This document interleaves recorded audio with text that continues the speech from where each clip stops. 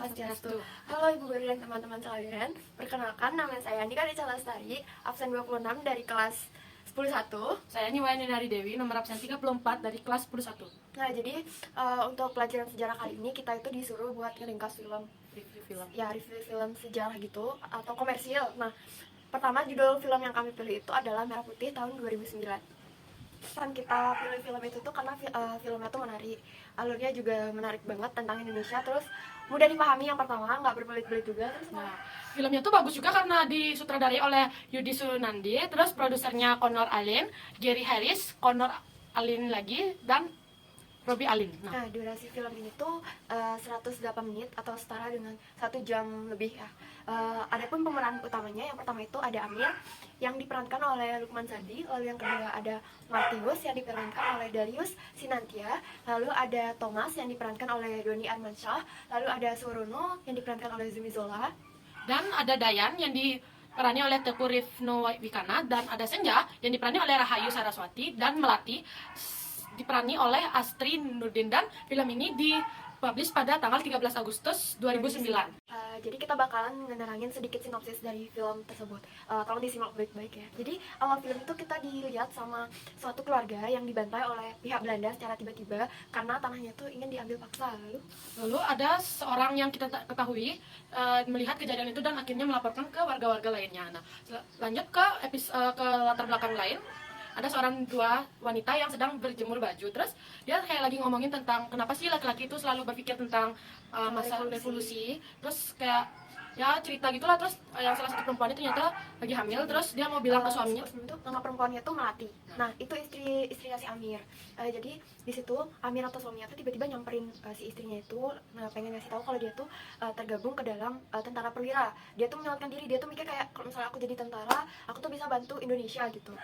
Terus kayak istrinya tuh sebenarnya tidak setuju karena kan posisi dia lagi hamil. Terus sedangkan suaminya kayak ikut serta dalam memperjuangkan revolusi Indonesia, yang otomatis juga dia akan mempertaruhkan jiwanya. Tapi karena istrinya percaya kepada suaminya, dia mensetujui apa yang suaminya lakukan dan mengurungkan untuk membilang kalau dia lagi hamil. Nah, terus 2 minggu ke depan selanjutnya tuh sang suami sudah, yaitu Amir, sudah dilantik menjadi perwira.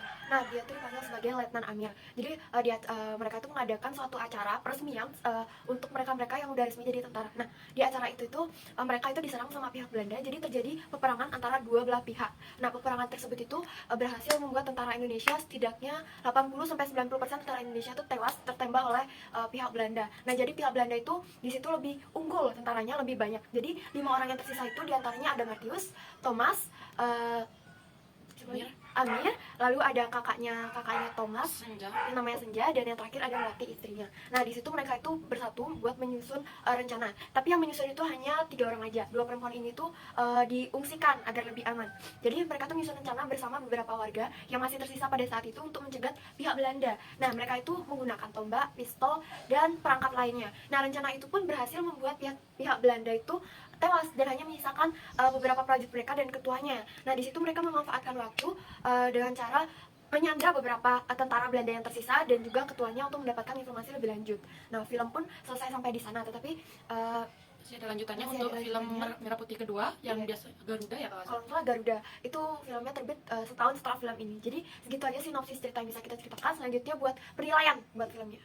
Nah, jadi penilaian pribadi itu untuk dari segi film itu sudah sangat bagus banget alurnya. Terus tidak terlalu berat untuk alur dan masih bisa dicerna dengan mudah. Tapi ya kalau mudah banget enggak sih. Terus yang buat menarik itu juga pemerannya ya lumayan lah, kayak gitu kan, kayak menarik. Mereka tuh benar-benar mendalami peran mereka pada zaman itu tuh benar-benar kayak gimana sih orang-orang dulu tuh kayak bersemangat untuk memperjuangkan kemerdekaan dan revolusi untuk Indonesia. Terus film ini cocok untuk di kalangan 13 tahun ke atas karena banyak pertumpahan darah dan perang-perangan. Terus buat penilaian pribadi sendiri, kekurangan untuk film ini tuh yang kurang itu cuma pada bagian ada pihak Belanda tuh yang kayak ngomong bahasa Belanda tapi nggak ada terjemahannya. Itu aja sih. Buat kelebihannya seperti di awal, alurnya itu masuk, ceritanya nggak berbelit-belit dan mudah dipahami. Jadi kesimpulannya setelah kita nonton ini, kita tahu gimana waktu zaman dulu Indonesia itu dijajah oleh pihak Belanda dan seberapa tragisnya masyarakat Indonesia yang dibantai secara terus-menerus walaupun tanpa masalah dan pertumpahan darah yang kita tidak butuhkan. Nah, segitu saja yang dapat kami ceritakan. Akhir kata kami ucapkan terima kasih dan Om Santi Santi Santi.